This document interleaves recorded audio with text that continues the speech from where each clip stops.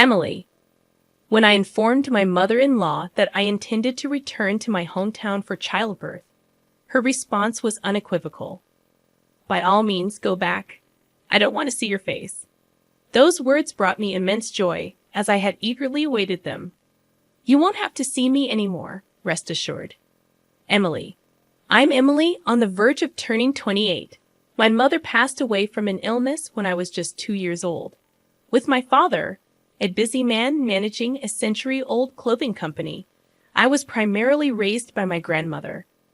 Living under my father's strict guidance, I followed his instructions obediently. This regimented lifestyle left no room for romantic pursuits, and I had resigned myself to the belief that it was my destiny. After completing college, I briefly worked as my father's secretary in his company. However, he found it challenging to work together and compelled me to resign. Despite my friends landing jobs, dating, and getting married, my father insisted that I didn't need to work. So, I wanted to work too. I confided in my father one night. Emily's father, Dad, can I work? No. He dismissed the idea without seeking any explanation. Emily.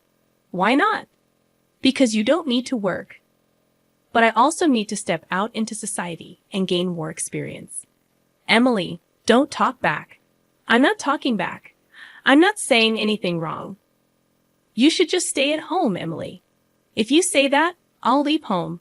I'll leave home and go to work from there. Emily, stop it. No, I am an adult. I won't always do as you say.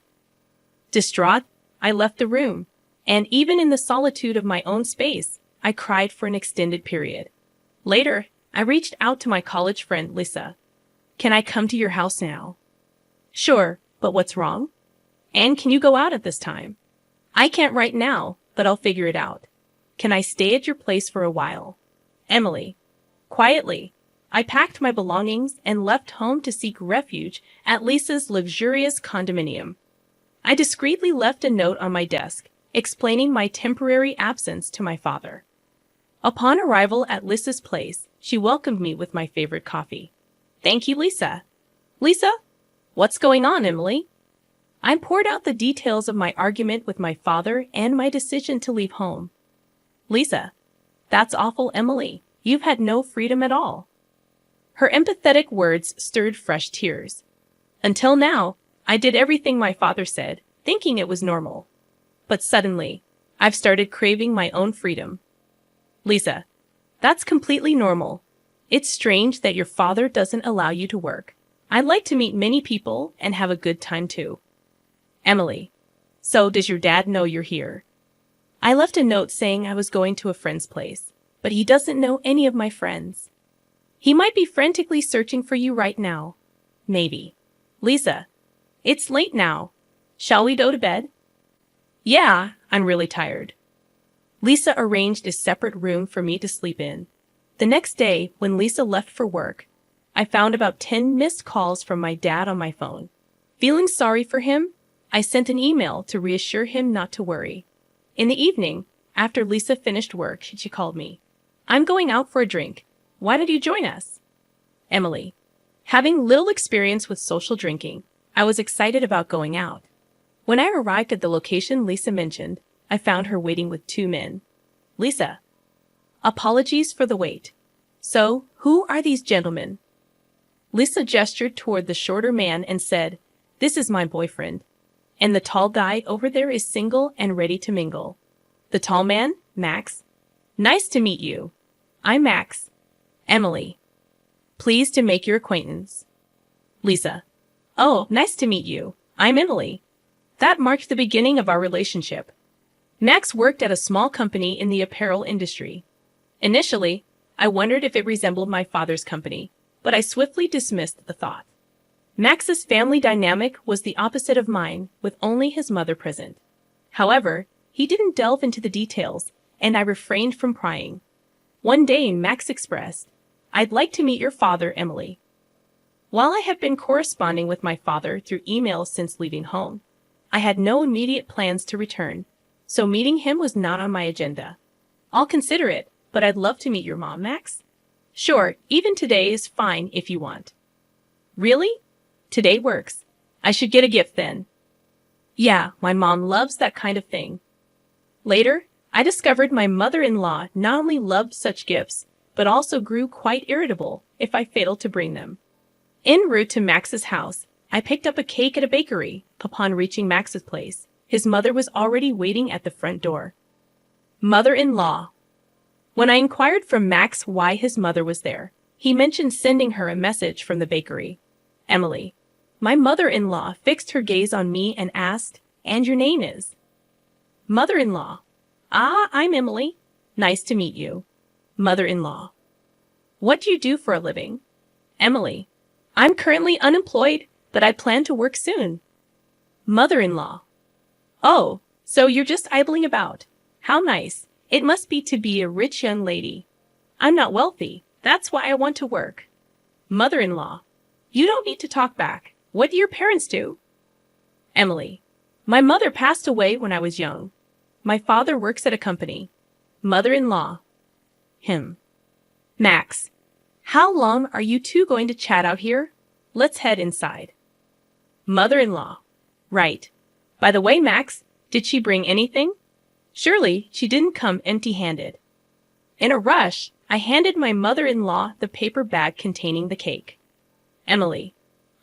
It's not much, but...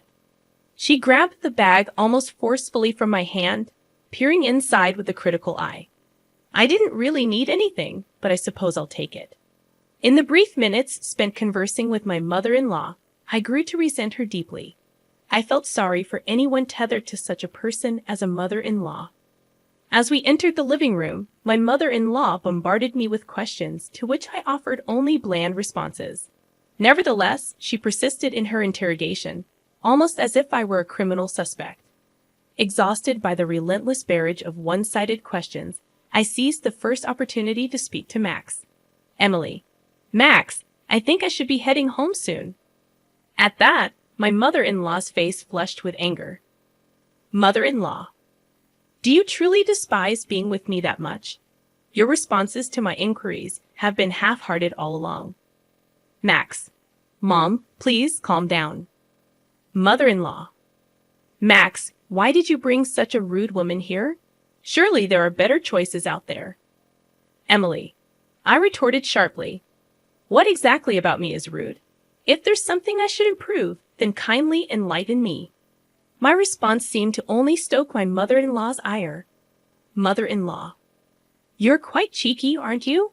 All I asked is that you answer my questions. Emily. I've been answering everything you've asked. Mother-in-law. You dislike me, don't you? I can see it on your face. Emily. I wanted to say yes, but I couldn't bring myself to. I'm just tired and would like to go home. Mother-in-law. Well, aren't you audacious? I wonder what kind of upbringing your parents gave you. They mustn't have been good parents. I would love to see what they look like. Hearing her disparage my parents, I was overcome with sadness and began to cry. Mother-in-law. Now you're crying for sympathy. If you're so eager to leave, then go. It'll be a breath of fresh air. Also, I'll feed this cake you brought to my dog Charlie, but Charlie is quite particular, so he might not touch such a cheap cake. Laughing, she pointed at the cake I had bought. Mother-in-law. Enough, Mom. Max. Max, you really don't know how to choose a partner. Max scowled at his mother's words and retorted, Why must you always argue? Can't you act your age for once? His response seemed to drain his mother of energy instantly. Max. All I want is a good wife for you, Max. Max. I understand. But I'm an adult too, you know? I'm not a child anymore. Emily. I affirmed, and I can handle my own affairs. Upon hearing Max's words, his mother's eyes filled with tears, and she left the room with a despondent expression. I decided to depart as well, but Max followed me and offered an apology. Max. Emily, I'm sorry for my mother's harsh words. She must be feeling threatened, thinking she's losing me to you. I'll speak to her about this, okay? Please don't let it deter you from returning. Emily. His mother's comments about my parents hurt deeply, Max. I'm not sure I want to see her again. As I uttered those words, A wave of sadness washed over me, and I collapsed into Max's arms, tears streaming down my face. Max held me close, and after a while, he suggested, "How about we go somewhere now?" Barely nodding, I left the house with Max. Since Max didn't have a car, we took the train and disembarked at a station near the beach. We sat on a bench by the sandy shore, gazing out at the sea for a long while. 2 months passed since then, and I discovered that I was pregnant. When I broached the subject with Max, he proposed. "Max, let's get married. We don't need a lavish ceremony, but let's make it official. We can reside at my house, all right? I don't earn much at my job, so renting an apartment is out of the question. I'll ensure my mother refrains from making unwarranted remarks to you, Emily." While living with his mother wasn't ideal, there seemed to be no other option. Emily: "Okay, I'll do my best to get along with your mother." And so, I found myself moving into my mother-in-law's house because of our impending marriage. I returned home to inform my father about it. His face lit up upon seeing me. Emily's father: "It's wonderful to see you looking well. I know we've been in touch, but it's been a while since we last met. What's the matter, Dad? I have something important to share." His demeanor shifted immediately. I recounted my encounter with Max, my pregnancy, and our intention to marry. My father listened silently. When I finished, he simply said, "Well, congratulations.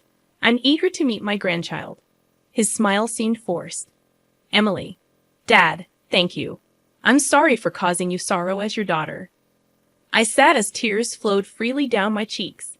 My father too shed tears. I had anticipated anger, but his gentle words wounded me even more. I ended up residing with my mother-in-law due to our impending marriage. Lisa, who had been supporting me since I left home, offered her words. "Lisa, you better show me your cute baby's face soon." Emily: "Of course, and you should tie the knot soon too." Lisa: "I'm eager to walk down the aisle, but he's dragging his feet. But I believe things will fall into place. Let's dine out together again." I initially scheduled the move for Sunday, but my mother-in-law deemed it an unlucky day, so I rescheduled it for Saturday. The relocation went smoothly on Saturday morning. While the movers were busy, my mother-in-law stood by, watching them. Despite repeated warnings from the movers to step back for safety, she remained obstinate. Once the move concluded, my mother-in-law beckoned me over and said, "You didn't settle the payment, did you?" Emily: "I didn't catch that." Mother-in-law: She pretended not to understand and walked away, then handed something to the movers' leaders. Understanding dawned on me, but when she returned, she said, "Emily dear, it seemed like you were hesitant, so I paid on your behalf. Of course, you'll reimburse me later." Mother-in-law: She then cited an exorbitant sum. It far exceeded the norm, so I questioned, "You paid that much?" Emily: "Goodness, it was excessive." Mother-in-law: "It's not about the amount, but perhaps it was a tad too generous. It's the sentiment that matters in such situations. Stinginess invites curses." I'm not being stingy. I refrained from further discussion, aware it would lead to another clash. My mother-in-law wore an expression that said, "I'm always right." That's when Max intervened and asked my mother-in-law, "Mom, what's going on? What'd you say to Emily?" Mother-in-law: "Just a trivial matter," she replied curtly before walking away. Max: "Are you all right? I warned her not to hassle you." Emily: "Thank you." Preferring not to disclose the near altercation with my mother-in-law to Max, I fear he might mention it to her, exacerbating her hostility toward me. Following the move, my mother-in-law scarcely interacted with me, evidently avoiding me. There were weeks when she wouldn't speak to me at all, and those were peaceful days. One day, Max brought home some work documents in an envelope bearing the company name, Star Textiles Incorporated, which startled me. It was a name I'd often heard while working at my father's company. They were one of our subcontractors. Max: "Yeah, why do you ask?" Emily: "Just curious. I realized I know very little about your company." I refrained from disclosing that his company was a subcontractor for my father's, sensing it better left unsaid. Max: Well, we're merely a small subcontractor. If our parent company decides to sever ties, we go under instantly and all employees would lose their jobs. Max chuckled with a touch of sadness. About a month later, Max began returning home late from work and seemed despondent, prompting my inquiry. Emily, you've been working late lately. Is everything all right? You seem different. He admitted, the company is in trouble. Emily, like bankruptcy? Max nodded. Our parent company suddenly slashed our orders by half. Now our boss is pleading with them daily to maintain the status quo. We're also scouting for new clients. But if neither pans out, bankruptcy is inevitable. As Max recounted the situation, I considered appealing to my father to assist Max's company. However, my father adhered strictly to business principles and wouldn't extend help based on personal sentiments. Additionally, the number of business partners seemed to have dwindled significantly. I divulged to Max that my father's company was the parent company of Star Textiles. Max was initially surprised, but then implored me earnestly. Max, Emily, please implore your father not to cut ties with us. Emily, I'm sorry, Max. My father is business-minded. Personal matters won't sway him. Max, could you try, Emily? Emily, it won't change anything. As I spoke, Max sank to his knees before me. Max, please, I beg you. Emily, stop, Max. Don't do this. I'll speak to my father, but I doubt it'll make a difference. As Max raised his head, tears of relief streaked his face. That evening, I called my father and relayed Max's desperate plea. Emily, so the company Max works for is Star Textiles. I suppose I must assist them. I was taken aback. I had anticipated my father, with his stringent business ethos, to refuse outright. Emily's father. I have two conditions. First, we'll maintain business with Star Textiles as usual, but I want Max to join our company. Second, you and Max will move in with me. Do you agree? Emily. So, you're suggesting Max transfers to your company? Emily's father. I'll discuss it with him. But why the need for both of you to move in with me? Emily. All right, but why reduce dealings with Star Textiles initially? Emily's father. A new company presented an enticing offer, prompting us to consider them. However, upon investigation, we discovered their history of reneging on promises, leading us to reconsider. Hence, even without my intervention, Star Textiles would have been unaffected. Emily. Perhaps. My father chuckled, and I couldn't help but join in. After hanging up, I promptly conveyed my father's conditions to Max. While relieved that Star Textiles was out of danger, Max seemed apprehensive about transitioning to my father's company. Max, it's difficult for me to consider joining your father's company, Emily. I've invested a lot at Star Textiles and have good colleagues there. Emily, I'll relay your sentiments to my father. I dialed my father once more, relaying Max's concerns. To which my father responded, Emily's father. He did say that, huh? He's a reliable, honorable man. Understood. He can continue excelling at Star Textiles. But my stance on you two moving into my house remains unchanged. Emily. Understood. Post-call, Max was elated upon hearing my father's decision. Max. I told Max, just remember, don't let your mother know about my father's company. If she finds out, she'll start nagging again. Max. Got it. Several weeks later, I made the decision to return home for the birth of our child. Despite it being just my father and elderly grandmother at home, it felt preferable to being under the care of my mother-in-law. Waiting until my mother-in-law was sipping her afternoon tea in the living room, I approached her. Emily, mother-in-law, regarding my childbirth, I've decided to return home. It's just my dad and my lively grandmother. Upon hearing this, my mother-in-law cast me a venomous look and retorted, by all means, go back. I don't want to see your face. Unfazed, I responded calmly. Emily, you won't have to see me anymore, so rest assured. Mother-in-law. What? Emily. I won't be returning here anymore, and soon Max will be relocating to my parents' house. Mother-in-law. What nonsense. Max is too occupied with work to move. Emily. It's sorted now. Just then, Max entered and informed his mother, Mom, things are looking up at my workplace. Emily played a key role. Mother-in-law. What are you talking about?